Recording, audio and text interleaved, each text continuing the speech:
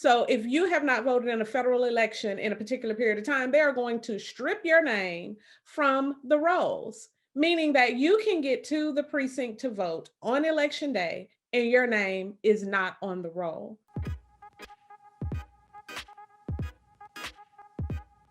The last time I was here, we talked about what makes a good voting bill. The bill that we talked about last time included access to online voter registration, early voting, and it relaxed some of the requirements for absentee voting. Unfortunately, our lawmakers let that bill die in committee. But lawmakers have been busy creating bad voting bills.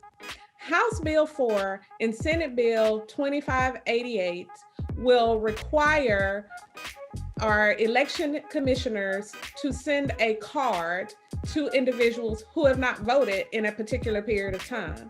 Mind you that you cannot be disenfranchised of your vote simply because you decide not to exercise your right. Even more troubling, it's only based on federal voting.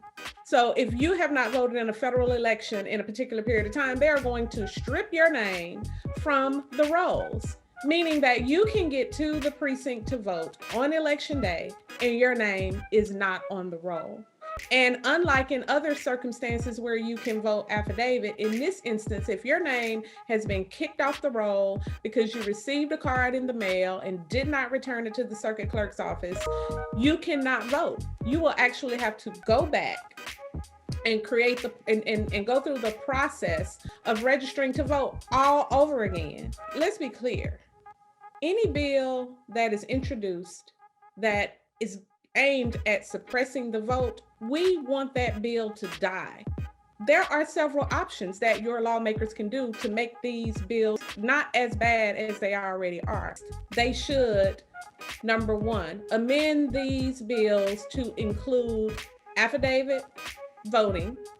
If someone shows up at the precinct and their name is not on the roll, allow them to vote affidavit.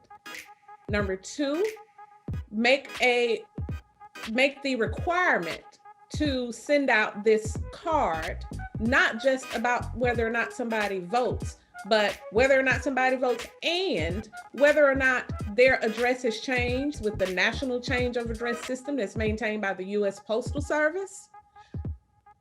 If someone has filed a deed in the Chancery Clerk's office, you know that their address has changed.